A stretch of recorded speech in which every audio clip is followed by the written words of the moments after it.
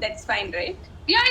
No Okay, worries, I no had worries. That's many fine. tomatoes. So Yeah. It I'll just keep asking you the very queries, Yeah. and so we have made this PPT so that it's there on the screen for you to see, and I'll ask you also, and then you can just answer because there are many questions. Sure, So sure. yeah, Yeah. okay. Yes. So guys, good evening. Welcome to our Voice Your Worries session. We have with us Miss Cini Padmanabhan, who is actually a psychotherapist from Bangalore. So we are going to start the question. So there was a anonymous Google form which shared with you people. So we'll start off with the questions. So this is Miss Cini Padmanabhan right here with us. Okay. The first question, ma'am. I'm very anxious thinking whether I will be successful or not. Pressure from family and social circle is also something that makes me anxious. How do I stop this anxiety? Yeah. So I think it's like a very good question to start with. Okay. Um, so see, what is this fear or anxiety about success? No.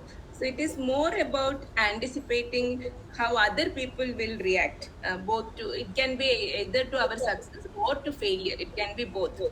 That is what creates this no this anxiety. So especially at a younger age, it will be like no the pressure from peers, from family, from the social circle. So this all this will add to the anxiety, and it actually what happens is it results in a decrease in your self confidence.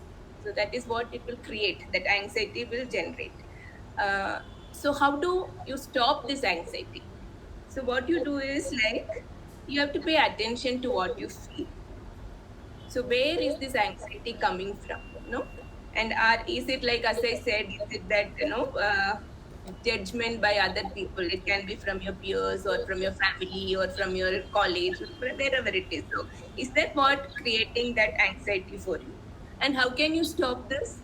So one very good way to stop this anxiety is to plan very well ahead. So how do you like you have to take a moment and you have to actually sit and think what does success mean to you? So what are you looking for in life?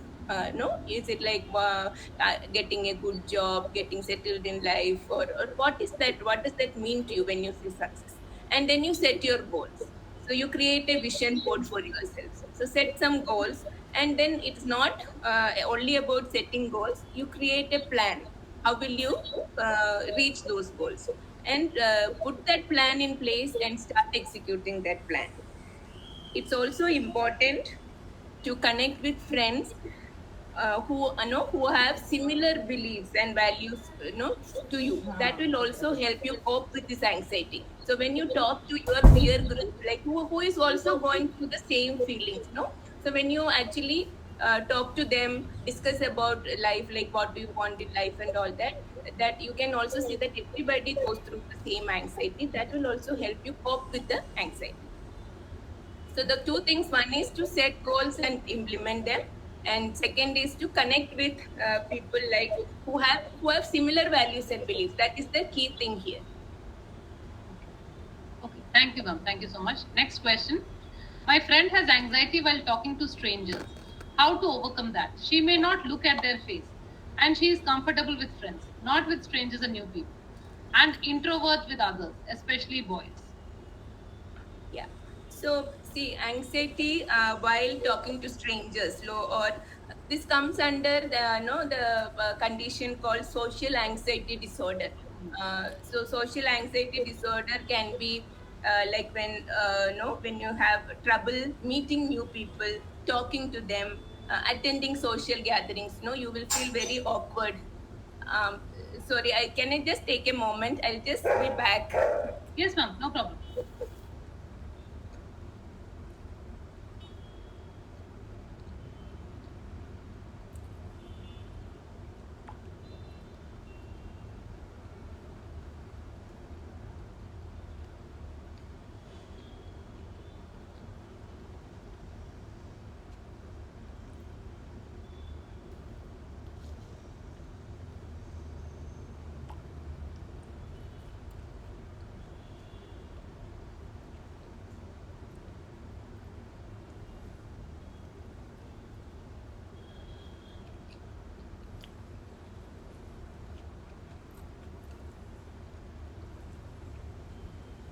Yeah, hi. So sorry about that. That's okay, ma'am. Is there a lot of disturbance? Actually, there is a lot of drilling going on the floor above. So I don't know whether it is coming over across the, my mic. No, no, actually not. That's Okay, okay. okay. Because I am having lot of noise disturbance here. Oh, okay. No, no, no, it's not coming through. Okay, yeah. So we were talking about social anxiety disorder. The people who have this disorder usually have trouble meeting new people. So the question here is also is about having anxiety while talking to strangers. So this can also be a learned behavior. How it can be a learned behavior is like maybe like you are the person is subjected to some unpleasant or embarrassing social situations at some point in life, no, so that can be a cause of this social anxiety disorder.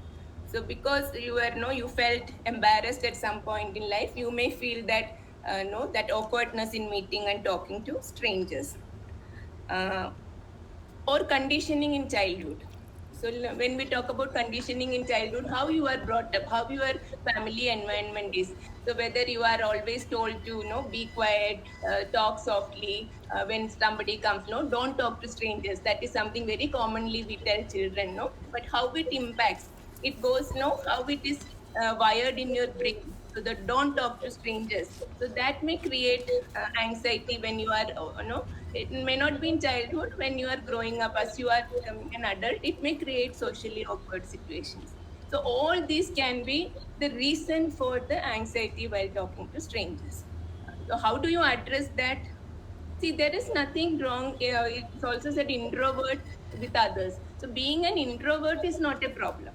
The problem is like if you are having uh, real issues talking, meeting and talking to people. So how do you deal with this? One thing is like you have to take baby steps, uh, suddenly you cannot remove the situation, and suddenly you cannot become friendly with people. So you take baby steps. So you go to situations, you go with some trusted friends into gatherings where you feel little comfortable. So slowly increase the frequency of addressing such social gatherings. So slowly you have to take baby steps in meeting new people. You have to gather that courage to participate in social situations. So these are the ways like how you can slowly get rid of this anxiety. It will not go in one shot. So when you are in a social situation, practice some breathing techniques, no? So some deep breathing and calm yourself down, and then you start talking to people. So the main important thing is like one is when you take baby steps, always have some trusted friends or some trusted family member or friends along with you, so that this will know that they are there to help you, know that feeling you will have. So that will help you minimize the anxiety when dealing with people. Otherwise there are therapies available like cognitive behavioral therapy, visualizations, etc., which will help you overcome the situation. So if it is in a milder form, you can always take the help of friends or family. But if it is in a like you have too much of anxiety, you are never able to talk to any stranger, and it is impacting the quality of your life, then I would suggest that you go for therapy sessions. Thank you, ma'am. Next question. What are the symptoms of OCD and how to handle OCD in life? So OCD is actually a what you call, it's kind of an umbrella. Like it's like we call it obsessive compulsive disorder. It can occur in many different forms. So when we say obsessive compulsive disorder, so what is an obsession? So obsession is actually an uncontrollable thought or fear which will cause stress to you. That is an obsession. And what is a compulsion? Compulsion is something, it's an action that you do repeatedly a lot. So people who have OCD, how do you recognize people who have OCD? So they you can see that repeatedly cleaning the place, like they cannot even stand something slightly misplaced also. So they then immediately you have to correct the position. So that is a compulsive behavior. Or you have noticed people washing hands repeatedly, so that feeling that anything, no germs will come onto the hands. So with COVID, I think it has increased a lot, but it is also a very visible behavior of OCD, that hand washing, uh, like ordering and rearranging stuff. Like some people have this habit of checking, no? After you lock the door and go out, you will be seeing, oh, is the gas off? Is the geyser off? Those kind of thoughts, no? Those repeated thoughts, those uncontrolled thoughts. These are all symptoms of OCD. And what causes OCD? Sometimes it is like genetics plays a part in people having OCD. Environment, so the way you are brought up, the family environment, the social environment you are in, can also be a reason some people develop OCD. And sometimes it is also because of some of abnormalities in the brain. So these are the various causes for OCD. And this there will be a trigger for the OCD behavior. So many times there will be some trigger which will create OCD kind of behavior, and it is seen that OCD develops, or the visible behavior of OCD comes from the adolescent age. So when you are a small child, usually you don't see, like you won't say that which small child has OCD.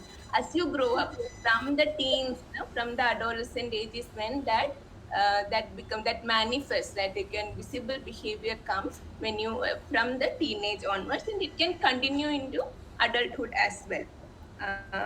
So OCD as such, it will not completely go away. So there will be certain events and certain circumstances which will trigger the OCD in a person, but it can be managed.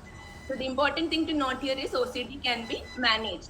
So a person with OCD can live a fruitful life by managing the obsessive compulsive behavior he or she has. So how do you manage OCD? So there are therapies available. Um, CBT, or cognitive behavioral therapy, is one of the most widely used therapy in managing OCD. Exposure therapy. Sometimes, like people who have OCD, they are asked to visualize the triggers, or they are exposed to some of the triggers, and then see the reaction, how you react when a trigger comes. So you learn, you are educated on what is the trigger for your ACD, so that you understand when the trigger happens, and then you can control the behavior. So that is exposure therapy. Then response prevention. Response prevention is like, once you understand, again, these are all similar therapies. So response prevention is when you know the trigger has occurred, and you are like, you are what you say, that compelled to behave in a certain way, but you are educated to prevent that behavior. So that it comes, you may have to go for multiple sessions, but it can be managed. So by maybe 7 8 sessions, or up to 12 sessions every day, it will help you to control your obsessive compulsive behavior. These are the different ways. And how to handle OCD in life, it is, you have to understand this: OCD will not go away completely. You can manage OCD and live a very fruitful life. Thank you, ma'am. Next question. Is it addictive to consume medicines for mental health problems? See, the generic answer to this is like no. The antidepressants or the psychotic medicines or mental health medicines are not addictive. Like as the some of the other medicines we take, they do not create any cravings. But what is important to note about mental health medication is that once a doctor prescribes a medication to you for mental health issues, you have to follow the doctor's instructions very carefully, because these medicines should never be stopped abruptly. So there is a way, like usually what happens is a dose is given to you, and as you progress, as you recover from the illness, the dosage will be gradually tapered before stopping the medication completely. So some people have the habit, like okay, now today I feel depressed, so today I'll take the medicine.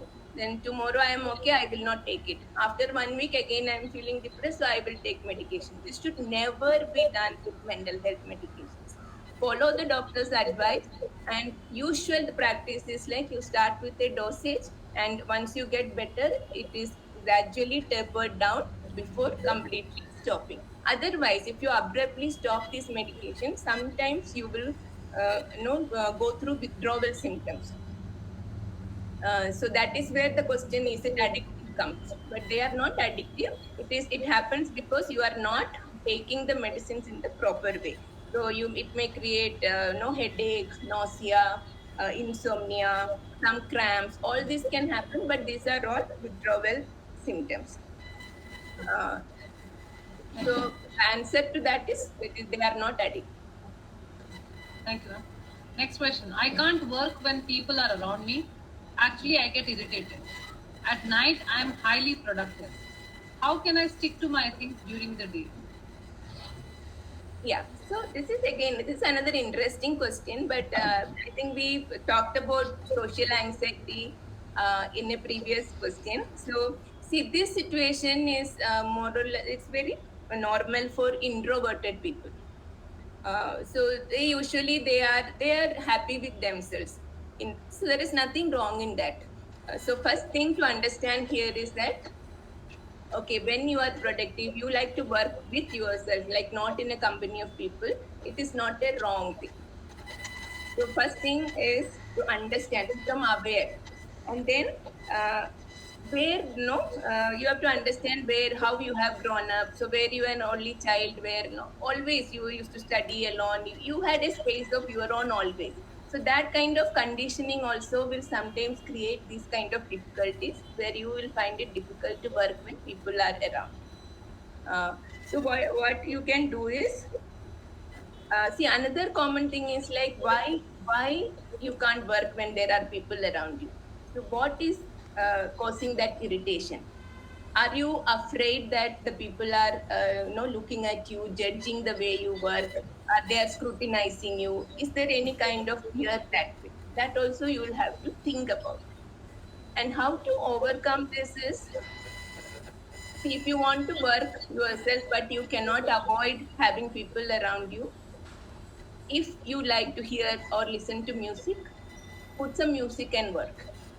Even for studying, like I have seen students, like you say, or like say that, okay, I can put music in the room and then I can study. So that is one way, like you are distracting your mind from the noises around you, so the noises created by other people around you. So that is one way you can put music and work.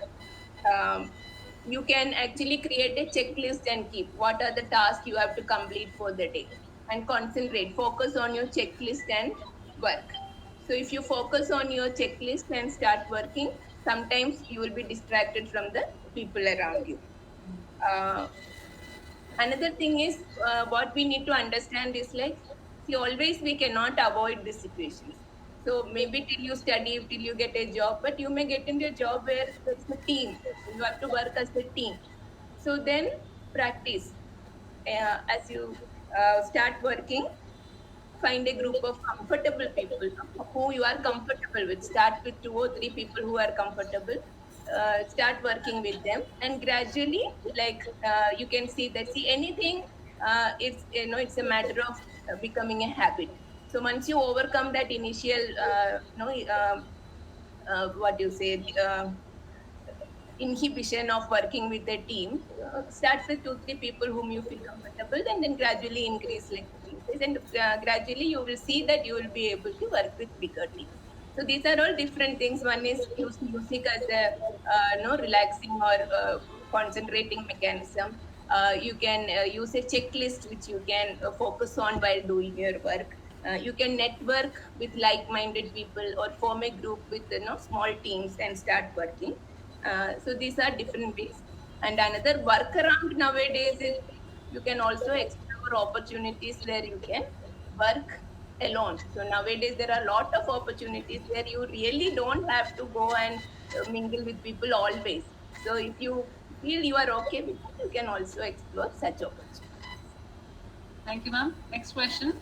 Is there any advantages of remaining as a vegetarian comparing to have non-veg? I know that exercise is something important for all, but my question is, keeping exercise aside, what is better? What type of food should be included in daily basis? Okay, I think this is a very very common question, and different people will have different viewpoints on this. But to me, I feel that being vegetarian or non-vegetarian is a person's choice. So both have advantages and disadvantages. And sometimes, like, you are a vegetarian because your family, you are born into a family of vegetarians, or you are born into a family of non-vegetarians. So the pattern continues.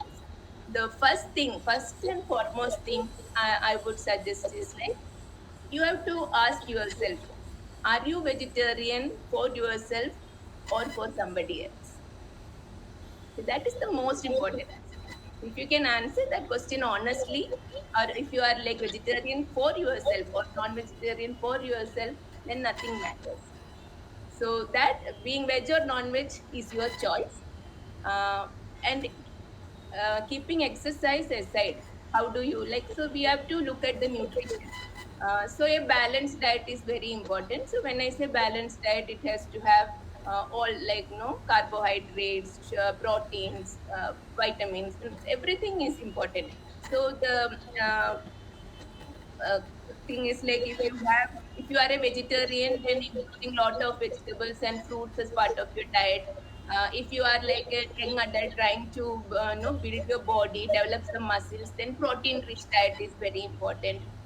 So then when you are, like, studying, like when you are giving exams and all that, for your memory and all that, so taking lot of egg or milk, such kind of food is really important, because the various vitamins like vitamin B12, omega 3, all these which are important for brain development, that is also a part of should be part of your diet.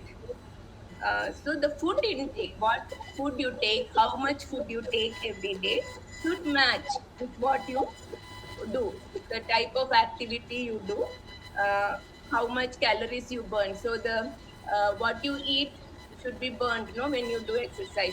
So if you are not a, very active person, if you are kind of a sedentary person, then your intake of food will be much less compared to a sport person or a very active person. Uh, the thing to note here is, like, how much you eat. Listen to your body. So your body will tell you how much you need, or your body will tell you if you're missing something. So sometimes we feel really, craving for sugar. So maybe that is because the body is, like, lacking sugar. It is telling you that, you need energy, so you need to take some sugar. So listen to your body. So that is the best way. The body tells you how much you want to eat. There may be days when you don't feel like eating anything. Give that rest time to the body, because the body is telling you, I am full, I don't need anything today. So three things. It is your choice to be a veg or non-veg. The type of food what you like, include a balanced diet, include all fruits, vegetables, nuts, seeds, egg, milk, whatever, which gives you carbohydrates, proteins, vitamins, minerals, everything. And you have to see how active you are, and depending on that, your food intake should match with that. And always listen to what your body says. Thank you, ma'am. Beautifully answered, I must say. Very nicely you said all the aspects. So this is Next, something very commonly asked, no? Should I be vegetarian? Should I be non-vegetarian? And nowadays we have vegan concepts. So I yeah, will not touch anything that is animal origin. So you see, everything is fine. So it is whatever you need, and the body will tell you how much it needs. So please. just go by, what it seems. Yeah, that question that just ask whether it's for yourself or not. That one question will solve all the answers. Very Yes. nice. Thank you. Next question: how to deal with stress immediately upon noticing it? Sudden stress on a specific occasion, irregular. Yeah, so this year all of us will, face this situation sometime or the other. So for example, I will tell you today morning while I was preparing for this, actually the hinge of my laptop broke. And can you imagine my stress level actually shot up, like, what am I going to do? Because see, once you're used to one laptop, you need that alone, no? And I don't like working with the phone that much. So looking at, the phone, looking at the questions, and it was too much. And then I asked my son, can I use your laptop? And he uses a different make. And it takes time to get used to it. So what I did was, like, I just closed my eyes for a while. I said, okay, you have to calm down. It will happen. Don't worry. No, inhale, exhale, take some deep breaths and see what can be done. I know this session will happen today. I know I have to talk. So I said something will work out. Let me see. So the most important thing is when you have sudden stress, just close your eyes and take some deep breaths. That will solve 50% of the problem. And then what will you do? There are other things also. There are some quick techniques which we can use. There is something called a 3-3-3 rule. So if there is two, so for example, if you have to speak, suddenly to addressing a public, that can create lot of stress. So there are many different things which can create sudden stress. So the 3-3-3 rule is like look around and look at three things which you can see. Look at them. Just identify three things. After you see three things, try to identify three different sounds. So you look for, like you search for three different sounds. And then the last thing, last three is like three body parts. So your hands, your fingers, you move, your toes, you move, and then you actually clench and release your shoulders. So three body parts you are moving. So one is moving your fingers, moving your toes, and then clenching and releasing your shoulders. So what is this we are doing here? What is this 3-3-3 rule? How is it helping? Any idea? You are in such a stressful situation, and I'm telling you, do this, do the three things. It's just Grounding. to distract you, grounding. Yeah. So your Okay. mind is distracted because you have to really search for three things you see. You have to identify three things. You have to listen to three different sounds. So when you are under stress, you actually don't see anything around you. You don't hear anything around you. You are only thinking about your stress. So this is just an act to distract your mind, and that naturally calms you down. Okay. So what are the important things? First is close your eyes. Immediately close your eyes and take deep breaths. Follow the 3-3-3 rule. Thank you, And ma'am. if you want to walk around, like you can just take a quick walk, depending on the situation. There are other techniques also. Like you can take a quick walk for 5 minutes if it allows you at that point of time. Counting backward, 10, 9, or starting from 100, you count backwards. So naturally, you are concentrating on the counting. You will forget the stress. Uh, if it allows you, take it like other than just moving the body parts, if you can stretch your body, that also will calm you down. But the most important two things is close your eyes, take deep breath, and follow the three rules. Thank you, ma'am. Next, how can I reduce my stress? Okay, I think that is similar. So, my stress level. I think this I told you, if it is like a regular coping mechanism for stress, I will just see. I have something I say, it's called ABCDEFGH of stress.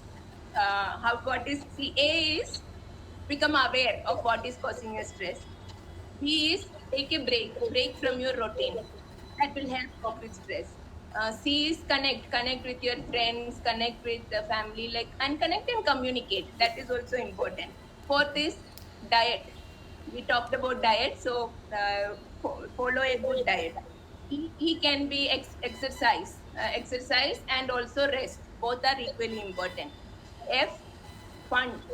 Like you have to find ways of to have fun in your life. G can be, I will say it as God, but it can be like the time you spend with yourself, reflecting upon your day or task or whatever. And H is health, or take care of you. So all this A B C D E F G H will help you reduce your stress level. Nice, very nice. That's very nice. Easy to remember. Okay, next one. Is stress eating a mental disorder? Yes. So stress eating is also known as emotional eating. So why do people eat when under stress? So first we have to understand that when from the time we are small, food is something which is given to us as a comforting mechanism. You know, uh, so we link eating with the experience of comfort. So that is where this emotional eating or stress eating is when, like when you are under stress, you want some comfort and you turn to food. So that is the link. So because from that is how our brain is wired, no, from childhood. When we are in distress, whatever parents or whatever mother will do, she'll feed us, no, have this. And usually somebody visits us, they bring food. It can be fruits or chocolates or sweets or whatever, but usually that is the custom, no, you visit a house, you carry some sweets. So eating that food is always linked to that experience of comfort. And that is where this stress eating comes from. And stress eating as a mental disorder is like, you would have heard of bulimia or anorexia. Those are eating disorders. So stress eating doesn't come fully under those disorders. Food as a coping mechanism uh, is okay to a certain extent, but when it crosses that line and you start binge eating, no, you eat too much, and then you like go into those levels of disorders called bulimia, or that is where it becomes an issue.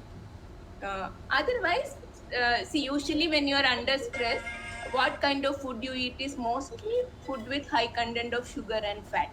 If you notice, so one thing is like you can have some dark chocolate, So these are all mood enhancing foods also. So if you actually Google out, you can actually get a list of foods which are mood enhancing. So when you are under stress, if you actually see, chocolate is a very common example, I said. So, chocolate is a non mood enhancer. Some people like to drink coffee or tea. So, all these are okay in the controlled level. So, the basic thing to understand is like why we link food to stress.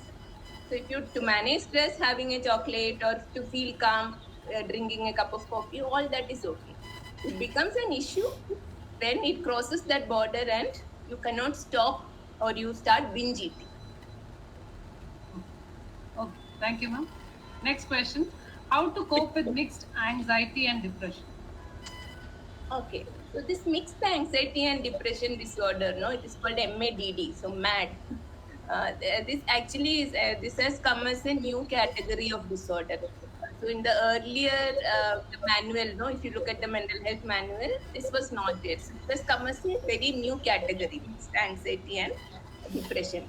So if you feel restless and sad at the same time, this is an example of like whether you have mixed anxiety and depression together. So you are restless, you are sad at the same time, and you feel this as a pattern which continues for more than a month, or you feel this way without any trigger. These are all the situations when you say that the person has mixed anxiety and depression. So how does it show physically? It can manifest as panic attack. It can manifest as gastric disturbances. So these are all some of the physical, and also like at this when a person is going through mixed anxiety and depression, the nervous system will always be hyperactive. So you can also, so there will be a lot of you mixed symptoms of anxiety disorder and depression in such people. So it is like very important to meet the right, the therapist and identify the what the person has. So every time, like you just feel restless and sad, and like you will not categorize a person as mixed anxiety and depression. So only thing is if it continues, if the pattern continues for more than a month, then only the it is called as the disorder, mixed anxiety and depression disorder. And there are many therapies for this disorder. One of the important is talk therapy. So the person can meet a counselor, and talk therapy is very effective for people with mixed anxiety and depression at a mild level. CBT, the behavioral therapy, especially REBT, rational emotive behavioral therapy, helps in people with mixed anxiety and depression. Uh, these therapies will work until medium level, mild to moderate level. For severe cases of mixed anxiety and depression, medication is required. So a psychiatric intervention is required where medication will be started, which can be followed by the above said therapy. Okay, thank you. Next question. I get tense to a very great extent for even small things, which leads me causing stomach pain.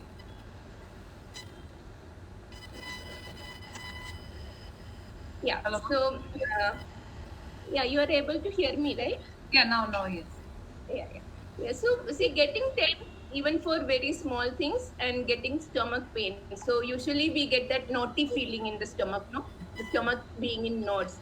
See, this happens because when you get tensed, there are certain hormones and neurotransmitters released from the brain, and they affect the balance of the gut bacteria. Uh, and also when you are under stress, one of the hormones released is cortisol. So this cortisol actually makes your stomach release more acid. So when more acid is released, and it actually attacks the lining of the stomach. So that is where, see, from the question what I understand is like, yeah, I get tense to a very great extent for even small things. So this tension becomes very chronic, for every small thing the tension is there. So what happens is at that state, the acid reflex in the stomach is very high. So that is why it will create lot of stomach issues.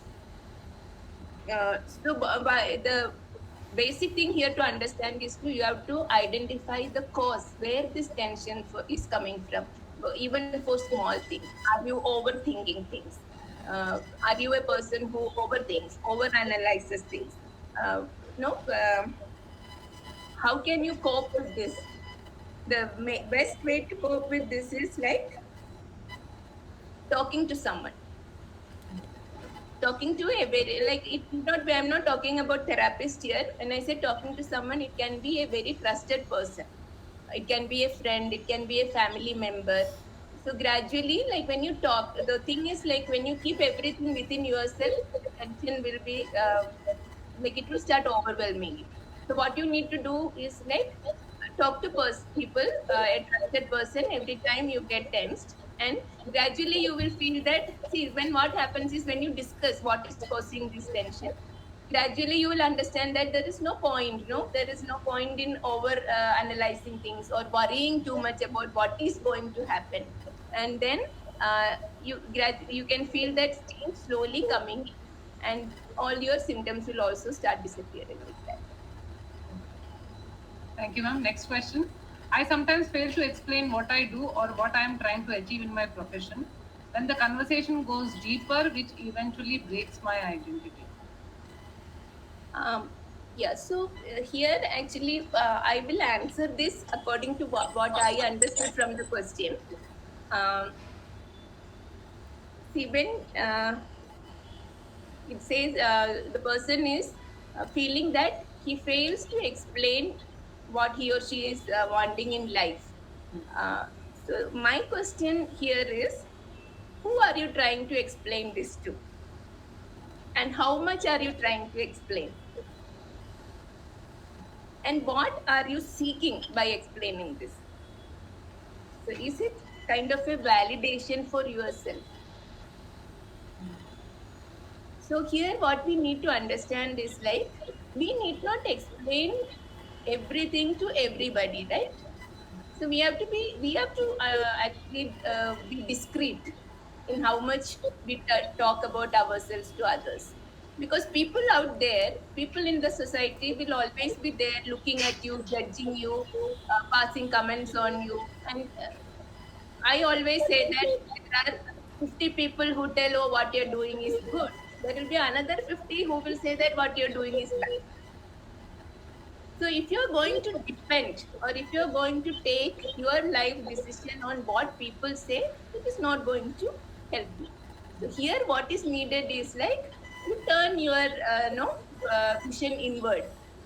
Ask yourself, what is it that you want to achieve? And go by what you feel. Because you don't owe an explanation to anyone. And when the conversation goes deeper, which eventually breaks my identity, this what I understand is like when you try to explain to people and people will start questioning you, your intentions, and people will tell you, no, this will not work for you, this is not good for you. This is going to affect your self-esteem, your self-worth, whatever, like what you have become, no, your identity, what you have created. You will start questioning yourself, irrespective of what people say. Question yourself what you want in life, and that will help you achieve like whatever you set out for. Very, very beautifully explained, ma'am. Thank you. Next one. There are chances where the person who takes medication for long period takes a toll on their physical body, including organs. But what would happen to someone mentally? Yeah, so here I assume that the question is about chronic medication, Correct. and not about mental health medication. No. Yeah, Okay. medication, yes. Yeah, so when you are taking medication for long time, as you rightly mentioned, there will be visible side effects. No, there will be physical body effects, like that we know. It can be tiredness, it can be sleeplessness. Sometimes why mentally there will be an effect is because the long term medication may affect the brain, how the brain functions. And sometimes the symptoms can be like it can create anxiety, it can create insomnia, mood swings. So people who are on long term medication will have mood swings, hallucinations sometimes. It depends on the kind of medication the person is taking. Also, what is important to note here is, see what when you take the medications, you are actually not in a steady state of mind, right? See, we say that a healthy body, healthy mind in a healthy body. So when your body is not healthy and you're depending on medication to recover your health, it definitely is going to affect your mental health. But which is okay.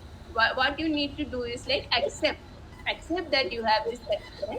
You are taking medicines for the physical condition. Have the faith, have the belief that this medication is going to get you back to your health.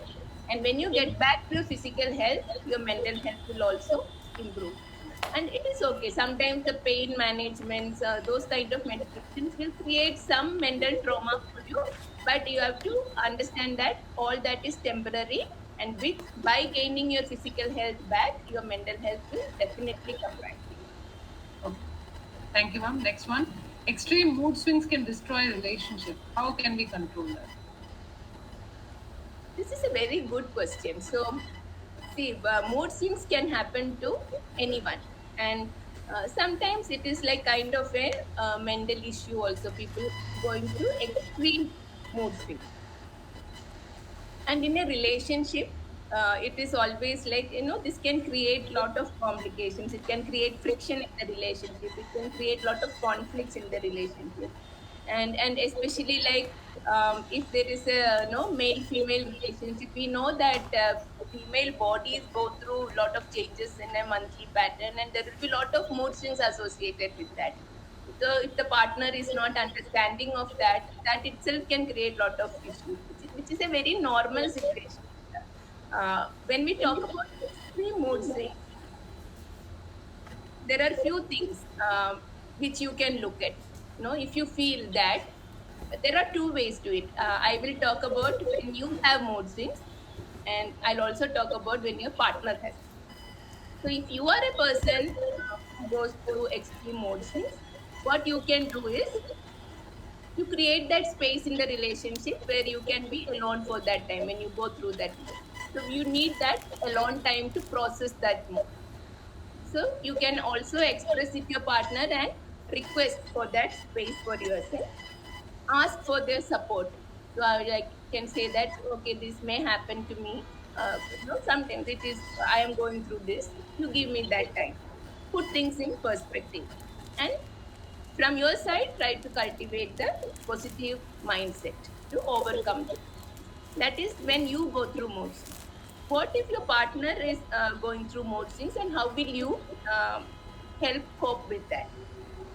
So this is the place where There is something called reverse empathy. So reverse empathy is like, see, earlier I talked about when you go through mood swings, right? So reverse empathy is like, see, empathy is when you say that you put yourself in the other person's shoes and try to understand what they're going. Reverse empathy is you think of a time when you were going through such a situation. So that will help you understand what the other person is going through to a large extent.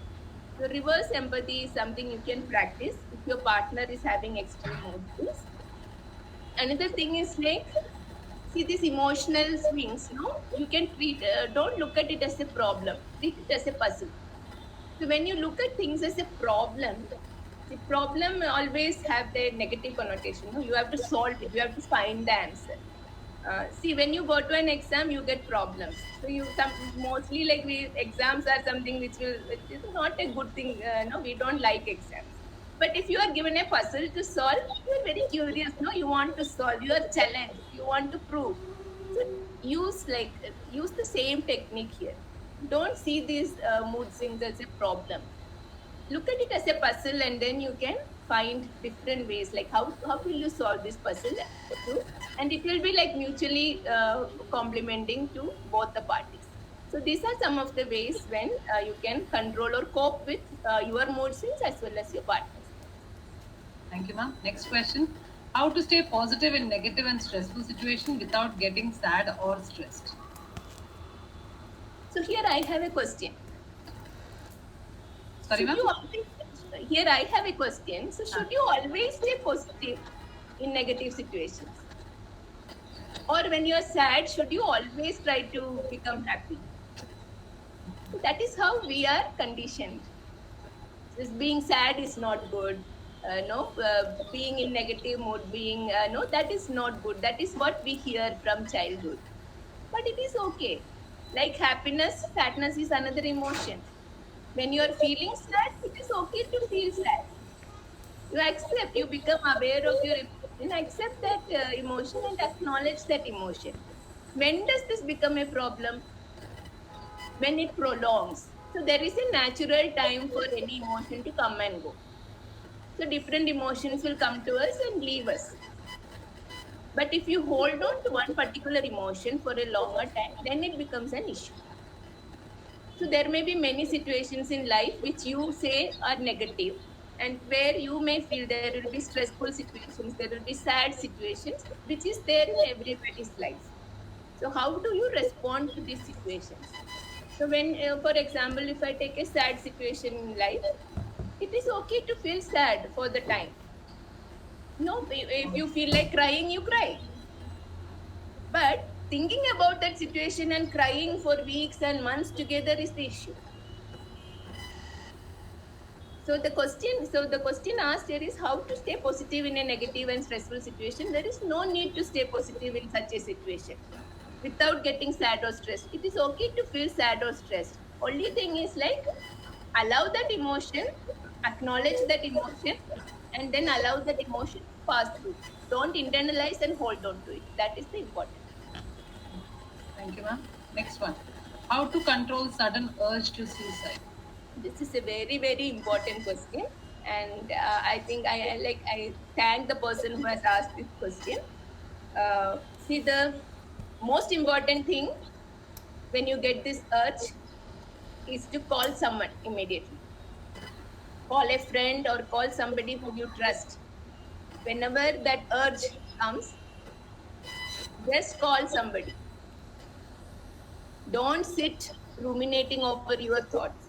That is the key, to prevent like suicides. Whenever it happens, when we say that, no, if at all that person had called me, you will also feel if like it happens to somebody you are near or dear ones. That is the first feeling you get.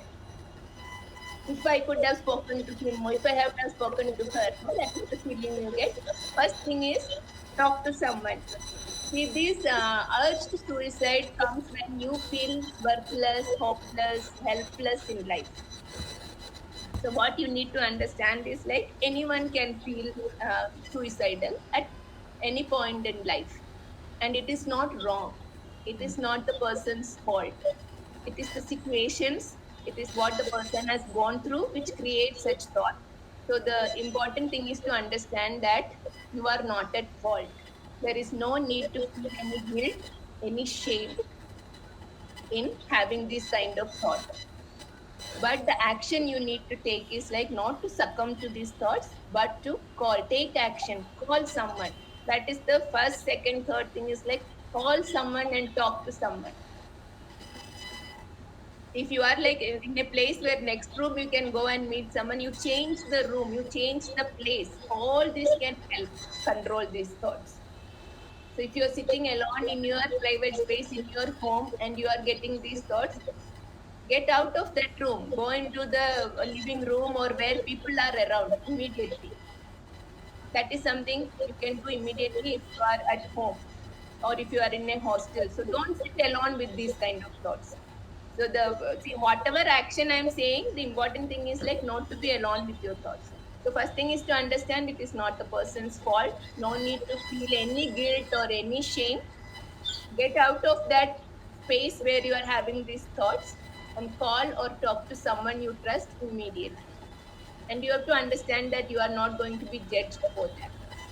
Ma'am, one question I had, which I have kind of noticed in Yeah. many of the people, they end up having this urge during night time, probably around 2 o'clock, 3 o'clock, Hmm. early in the morning time. So at that point of time, also, you're saying that they should just call up someone, or what should the person do during that time?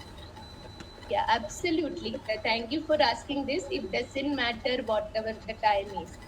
Uh, so see, suppose you are in a hostel, you are a student staying in a hostel, and you are having these thoughts. See, your mother will not think anything if you call at that time. You can always call, or you will have like we will say no. We have 3 a.m. friends, 4 a.m. friends like that. Have somebody like that in your life and call anyone. It doesn't matter. See, it is the matter of your life, and the person will definitely understand whatever time you call.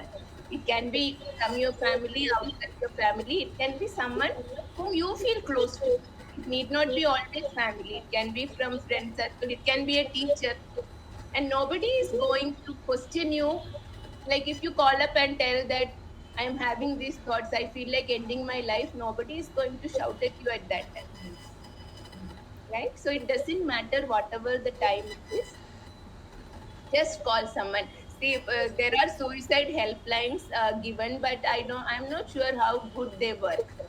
So I usually don't suggest that you try to call the helpline because many times they go unanswered, and that feeling of worthlessness or helplessness increases if the answer no, it is not answered. So call someone you trust.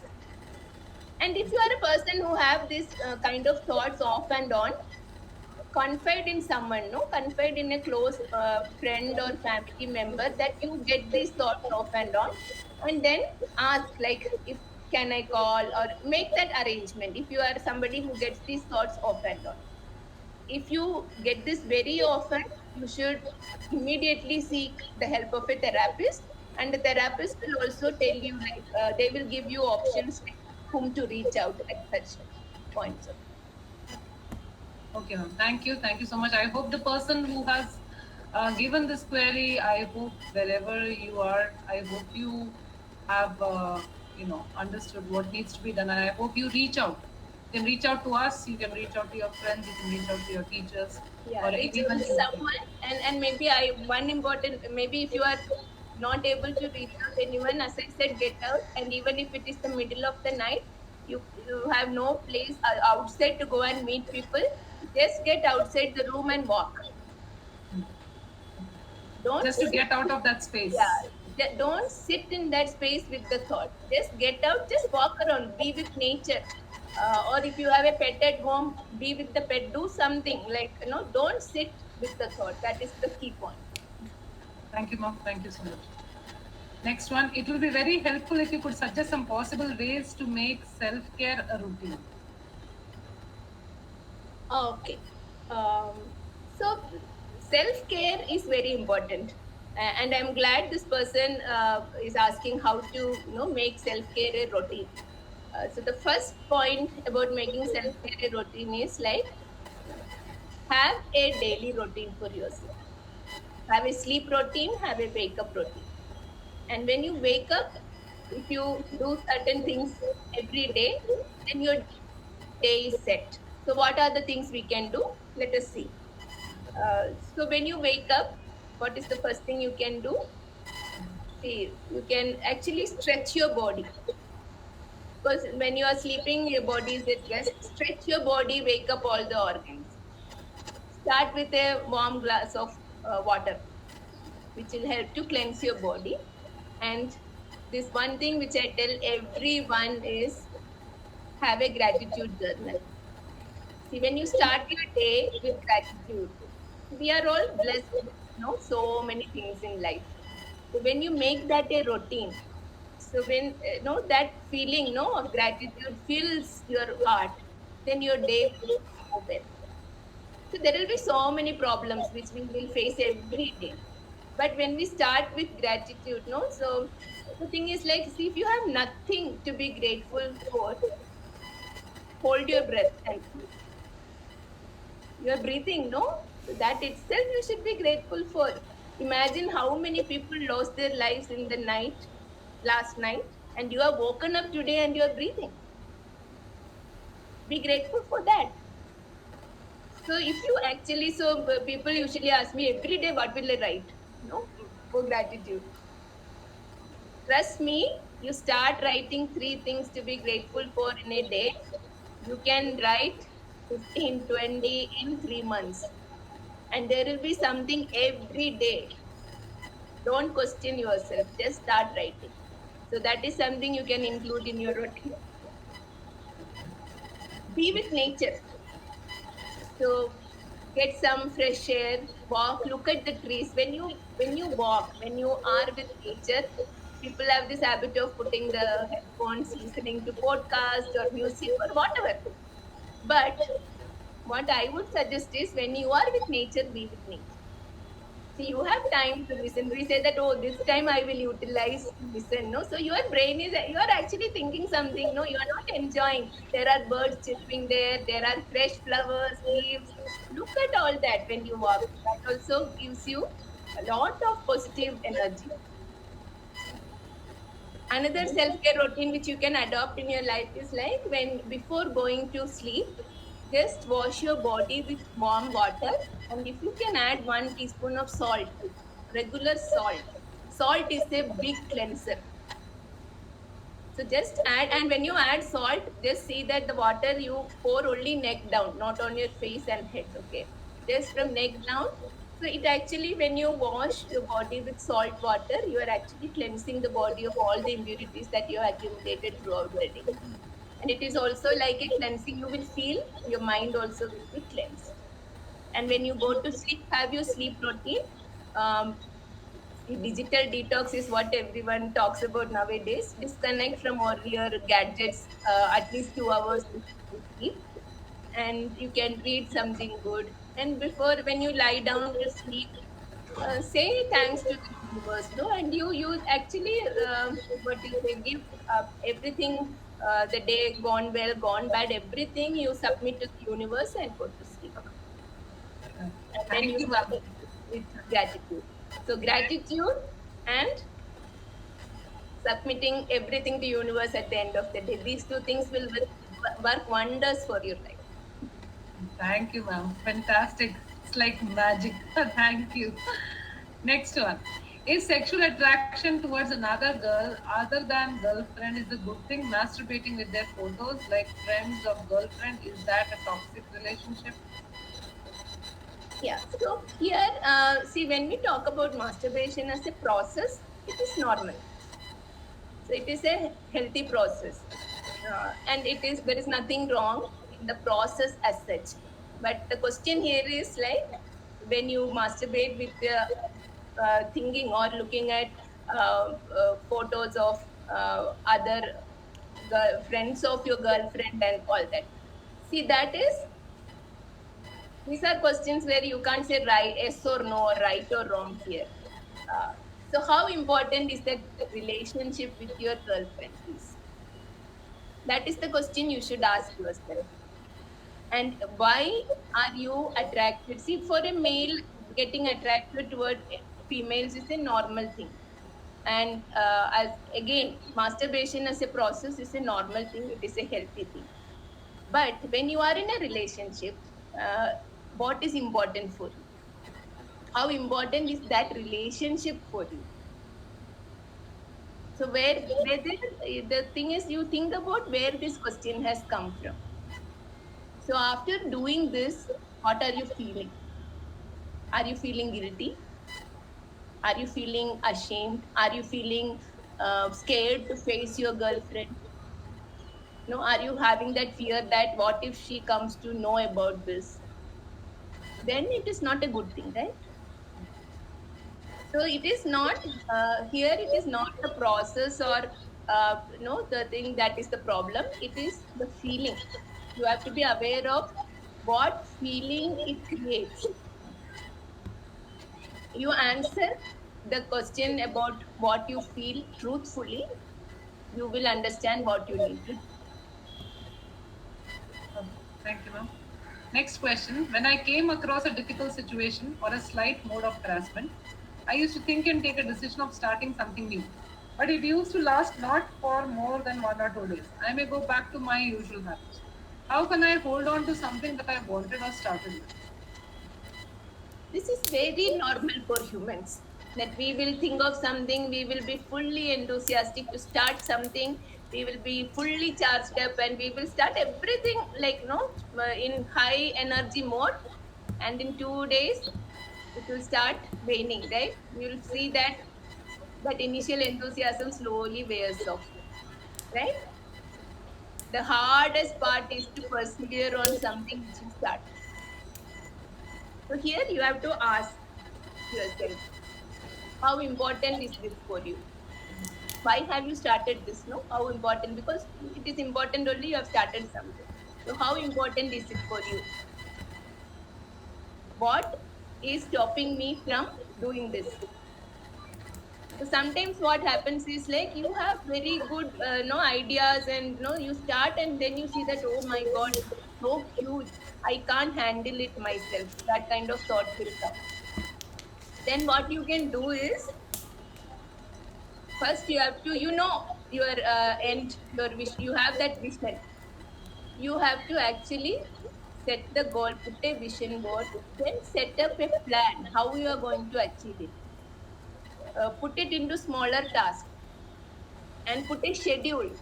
You have to always work with a deadline. Just having an idea and a vision will not help. You have to work towards a deadline. So put a deadline. You can put a timeline on your smaller goals, and see that you are doing the task as per your schedule. Make some people accountable for you. You tell what your idea or what your goal is to some trusted people, so that they will keep asking, so what happened, you started this, so at least that will make you, push you towards completing the task. So always have somebody, so we'll say that, go to the rooftop and shout your goals, so that you are announcing. So like there are people who put like what they are going to do on social media. So then there are people who are like, oh, you started this, what happened? What happened? So at least you will start, continue doing what you are doing. So that is another way to hold on to something you started with. And Thank you, ma'am. stop comparing, yourself with other people. Somebody may go very fast, somebody may be very slow. You have your own pace. So stick to your pace. That is also very important. Next one. How many hours should we sleep daily to keep us healthy? Does this change according to professions or amount of physical energy we spend daily? So it is not how long you sleep, it is how well you sleep that matters. So when I say how well you sleep, so you can actually go to bed at 10 o'clock and get up at 6 o'clock, but you can still feel very tired because you are not had a good sleep. So always don't look at how long you are sleeping. You have to look at how well you are sleeping. And how much sleep is needed depends on the activity, and what how much active you are, and what kind of work you do. Like certain jobs require like lot of, you have to be alert always, so then the mind need to be rested. So you have to understand that our body has a rhythm, no? So the body is active during the daytime and all the organs need to rest and rejuvenate during the night time. So you have to give that time. So always to young adults, when I speak, I also tell that you allow the body to follow the circadian rhythm. You see, it is not good to go to sleep at 3 o'clock in the night and get up at 12 o'clock in the noon. And so the body routine, the body clock is changed. So it may be like you can say that, oh, I slept 8 hours, I slept 9 hours, but see, the body has that rhythm, no? That rhythm is not functioning properly, which can lead to long term problems. So, always have a sleep routine, go to bed at the same time, and you keep a time, no, not later than 10. It's not, we cannot say 10 o'clock to young people. So, at least midnight, get 7 hours of sleep, good sleep. Don't stay overnight and try to sleep during the day unless it is something work related which you have shift and all that. So then you have to manage it accordingly. Thank you. Next one. How do we remove a negative habit that doesn't benefit but something that clings on to us? The best way to remove a negative habit is to replace it with a good habit.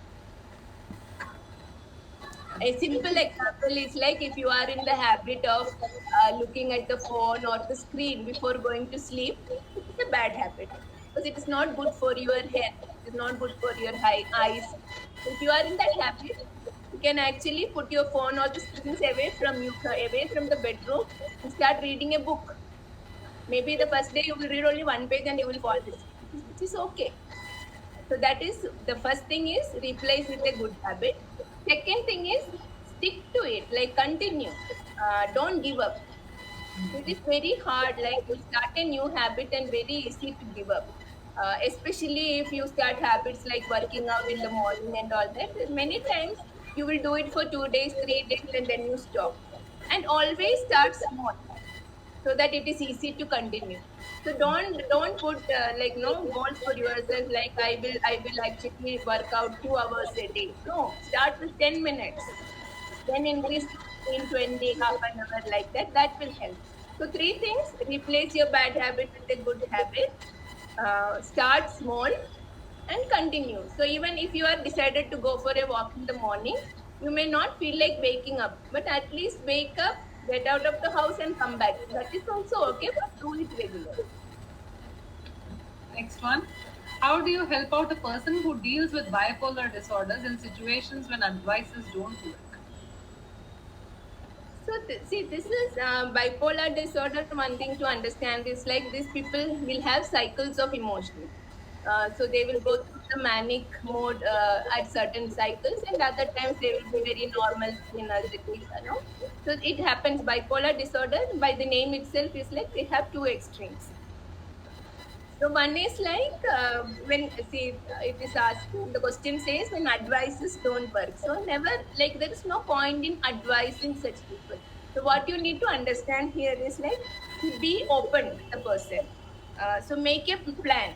When the person is in the normal mode itself, you plan for so when the manic episode comes, how you are going to deal with it, how you are going to work together, coping with that. So that is the best way. Be open. Uh, you learn the person's warning signals, so there will be always triggers and warning signals before the manic episode. So learn and understand these triggers so that you will know that the person is going to go into this mode. And listen to what the person says. Listen for clues, listen for triggers. That also will help you understand what mode the person is in. Then you can plan shared activities.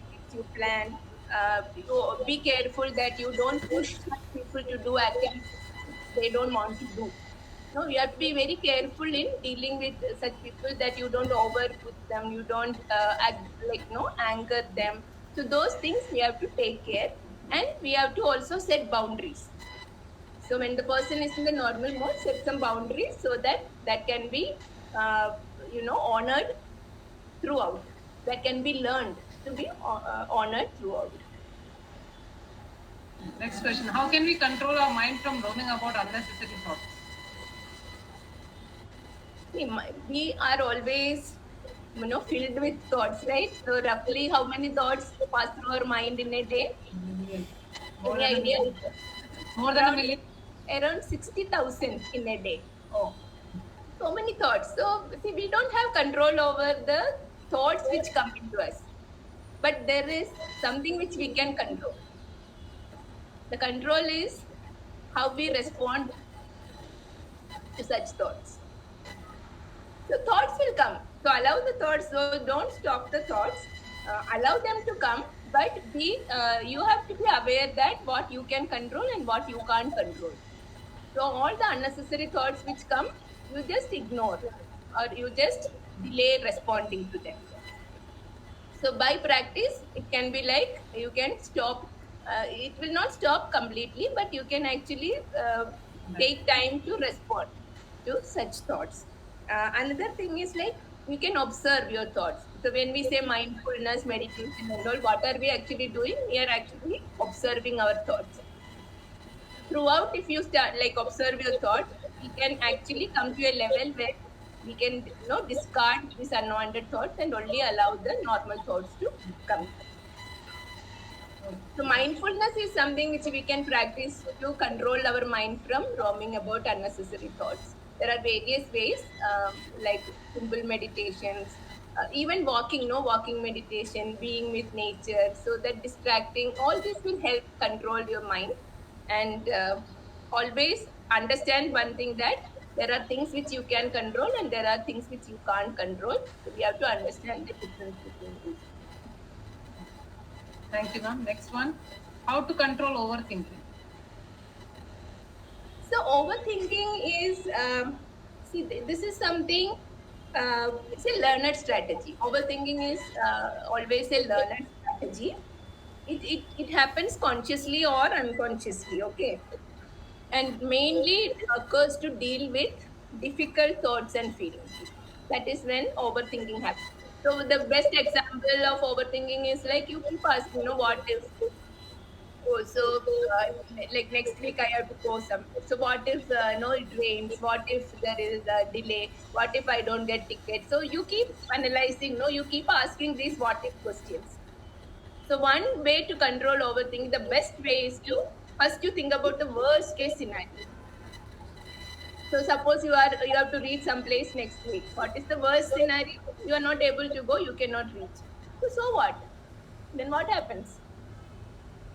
What can happen? So then you think, so slowly you will, when you start thinking the worst scenario every time, you will understand that there is no point in worrying too much about what is going to happen. So overthinking can happen, it happens mostly about what is going to happen in the future. And future is something, tomorrow what happens, we don't know. So it is not in our control. So the Serenity Prayer is something which we can be, no, you can adopt at this for overthinking. So what is the Serenity Prayer? Oh God, give me the serenity to accept the things I can't change. What is that? The courage to change the things I can, and the wisdom to know the difference. That is the key. So we should get the wisdom to know the difference. That will help control your overthinking. Okay, next one. Financial insecurity is something which haunts me in one or other way. The issue of inability to prove it in front of my family and social circle. Yeah. So this question of financial insecurity, the first thing to notice, like where is this question coming from? So where, as a child, where like in your family, where you subjected to the financial insecurities, uh, or what makes you think that financial stability is tough for you? So where is this coming from? No, first you have to identify. Maybe your family went through something when you were small, or something. Identify the cause. And there are many ways to address this issue. The first thing is to get educated on finance. So many times this financial insecurity comes because we don't know how things work financially. So get that education and you have to think about how you learn how to budget, so you know how much finance you have and how will you budget things. What are your goals, what are your plans, according to the plan how much budget you need, and then you take the action accordingly. And another, see, mental, we say affirmations, no? So we can, affirmations are some positive things which we keep repeating. So when you face financial insecurities, there are affirmations which will help you overcome those. And you can actually visualize abundance. So what we actually think, our thoughts, that is what manifests, no? So when we constantly worry about finance, that we don't have money, we don't have money, what will I do? That is what will happen. That is what will manifest. So what you have to do? You visualize abundance.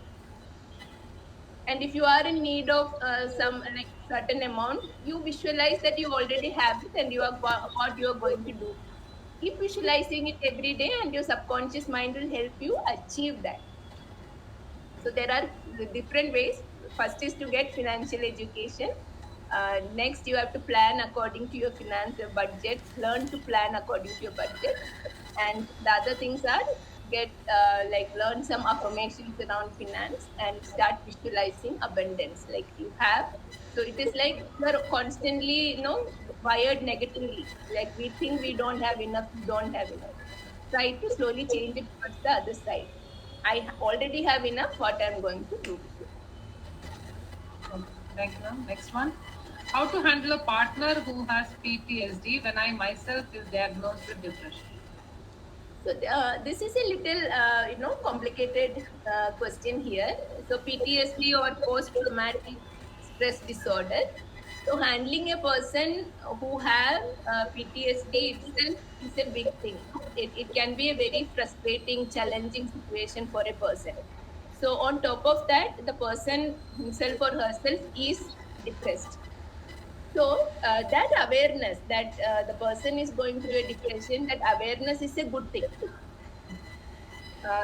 We have to look at it in two ways. So one is like, how do you handle a person who has PTSD? So for sometimes there are many times you feel helpless or powerless to help that person, because that person is going through or living through the trauma, and it also depends on how the PTSD is manifested in a person. So it manifests differently in different people. Like for example, some people live through the nightmares or they get recurrent dreams. Some people have that kind of trauma. Some people actually try to avoid similar situations. Constant avoidance of such situations.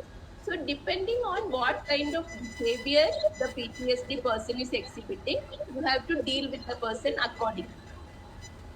So in this situation, my suggestion would be to seek the help of the therapist. So because already the person is depressed, and handling a PTSD person on top of that is going to be very, very difficult. So first you address your issue, when you like, and when you are in an aeroplane, what is the safety instruction? First you wear your mask before helping that person next to you. The same principles will work here, because you have to address your issue first. That is, self-care matters. Then only you are in a position to help another person who is going through an even bigger thing. No, a PTSD is not a very simple thing. It is like a lifelong thing, for a very traumatic thing for a person. So it has to be dealt with very carefully, for which first you deal with your issue and will get educated on how to deal with that. I always lose clarity when I think of my future. As a person who needs to hold a family, what all should I be capable of? Can you please explain in all aspects and how to achieve it? So this is a very common occurrence, like very common thing for, especially for extroverts, because there is Sorry, I think Betty, you are unmuted by mistake.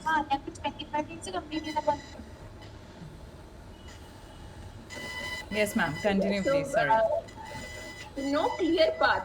So I don't know what I have want to do with my future. This is a very, very common thing. Such people, how do you know that there will be constantly changing things. They'll do something and then they will change into another thing. uh, you'll start questioning yourself constantly. Will this be good? Will that be good? Those kind of questions will keep coming. You will struggle to make decisions. You will know, you will be given various choices, but you will struggle to make decisions. There will be a lot of distractions, lethargy, anxiety, all this. These are all manifestations of lack of clarity. How we can address this?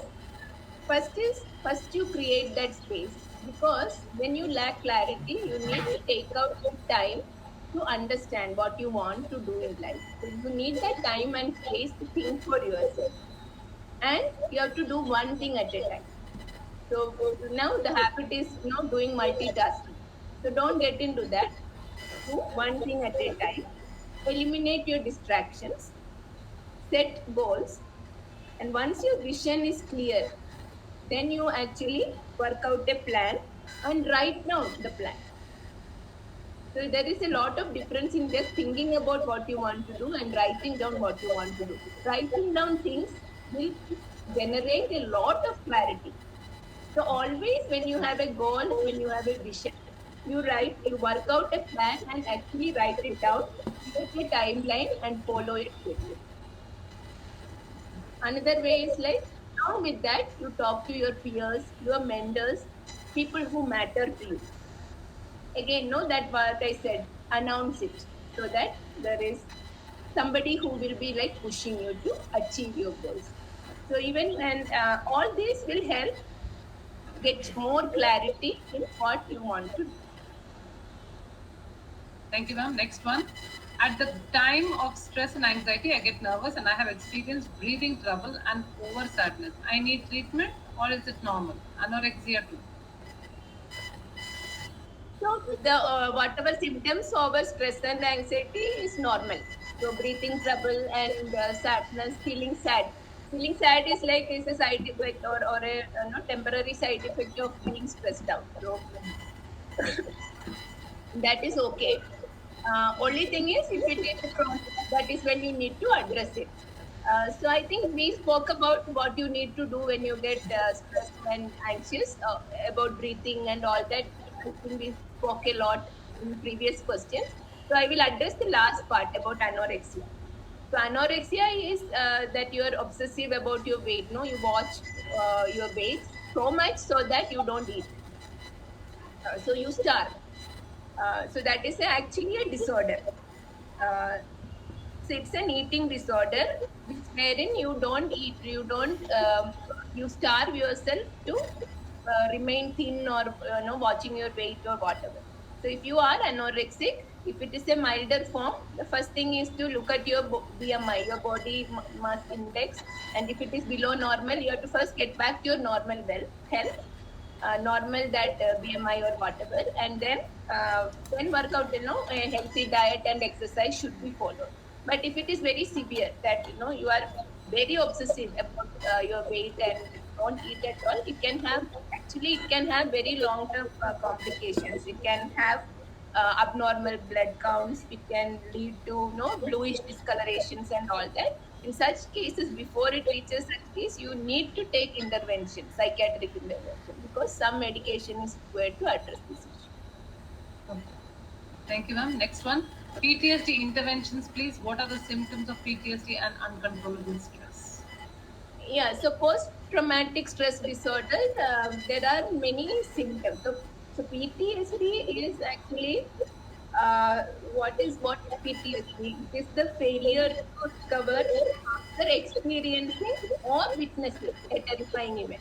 So you can either be you have experienced, or you can either witness something terrifying that can also cause PTSD.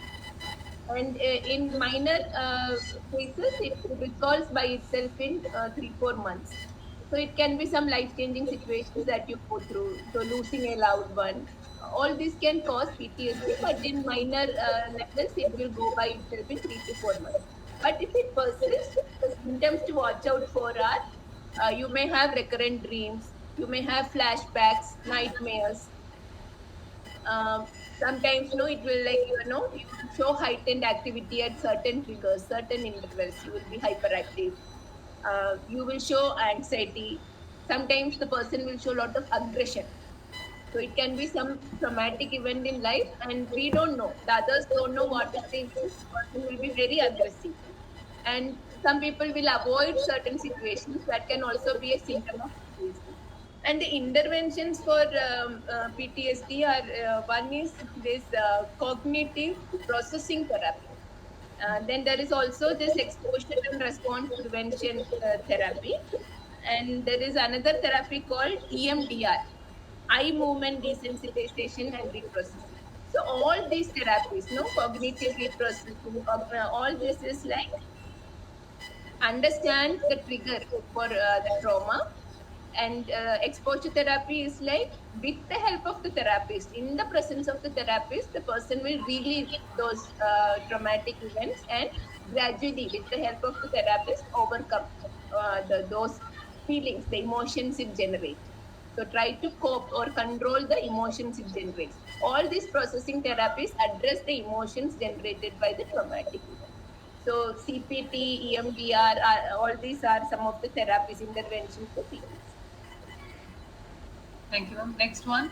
Very much afraid of even small insects and sometimes eel. How do I get over this fear? The fear of insects is known as entomophobia. Uh, so see, all of us will have different fears. So when we call it phobia is when it becomes an uncontrollable fear. Um, so how do we address this fear? So there are different ways. If it is too much like to handle, if you are no, if it is affecting the quality of your life, you should take the help of a therapist. Otherwise, what you can do is think about what causes that fear in you, and what you will do. No, you visualize, organize your thoughts. So okay, when I am sitting here, if a spider comes down, so what am I going to do? So it is not happening, but you are thinking about it, and then you are saying, oh, then what will I do? So even initially it will be, if it is a mild fear, you can handle by yourself. Even if you go to a therapist, this is the way, no, they will help you address it. So they'll help you visualize, but no, the therapist will be hand holding you through the fear, how to overcome the fear. Exposure therapy is like you accept, okay, suddenly like you are in front of an insect, so you accept, okay, I can't escape out of the situation. Now what do I do? So you come to that what you call, come to that stage where actually not happening, but it is presented before you. So slowly, gradually, you will come to, the fear will not completely go away, but you will be able to handle the fear, the situation better. You can also visit an entomologist, learn about insects. That also sometimes helps, talking about insects, and the entomologist is going to tell you that they are, poor creatures. They are, so that what you call, what you have hyped in your mind, they are going to bring it down. So that also sometimes helps. Now, last question, ma'am. I have found my boyfriend sexting with another girl. She approached him, she sent him photos of her private parts, and after that, he too engaged in online masturbation and all. He had done so because I was not interested in such things or physical relationship before marriage. That is his word. He told me everything after every day, and he repeats that after promising not to. After 4 or 5 times, I stopped that relationship. And after that, he reapproached me. And he is not sure about what will he do next if seducing approach occurs again. So what should I do, keeping him or completely avoiding him or be friends with him? My mental health is disturbed because of those things. And yesterday he called me and he said to me that she was fake, and he has found that using G image search and all. What should I do? I'm confused. Okay. So this is the key. I have understood from this. I'll take one sentence here. My mental health is disturbed because of those things. This is the key point. So, how do you value this relationship? What is your idea of a partner? So, because what the activities you have mentioned here is disturbing your mental health. So, you have to actually to ask yourself, how do you value this relationship? So because see, if you ask there, like generally, that is this wrong, is this right? There is no explicit right or wrong answer here. So there may be people who have no problem with all this. So it is about the person involved in this. So how do you value this relationship? And also there is one more thing said here, that he had done so because I was not interested in such things or physical relationship before marriage. So do you consider this valid? So I'm asking the person who has asked this question, do you consider this valid? Because your values and belief systems prevent you from certain activities or certain doing certain things before marriage, and maybe because of your beliefs and value systems you expect the other person to follow the suit, but for the other person it may not be like that, because maybe the conditioning or the growth, the environment, all that may be different. So the activities we engaged in, the life we live, it depends on our values and belief system. So two, three things what you have to ask yourself is like, is this relationship important enough for me? Is this against my values and beliefs? Continuing with this relationship, how will be my future? Answer all these questions. Once you get your answers, you should also openly communicate your what is in your mind to the other person, to your partner. Try to understand when you open up what you are not comfortable, what you are. Here it is mentioned that he said it is fake and all that, but what is the guarantee that the person will not engage in such activities again? So then what will you do? So that is the crucial question here, is this: how important is this relationship for you? Knowing all this, because if you are thinking of a life with this person, how do you see that life in the future? Answer all these questions, and then you will find your answer, because there is no explicit right or wrong here. These are all person dependent, but these questions when you ask yourself you will find your answer, and then you have to act accordingly. If it gets too overwhelming for you, you can also go meet a counselor, and talk openly about what is bothering you. You will, it will also aid you in finding your answers. Thank you, ma'am. Thank you so very much. Because it did stretch for more than Five five, answers. but you really patiently answered every single question. So thank you so much, ma'am. Thank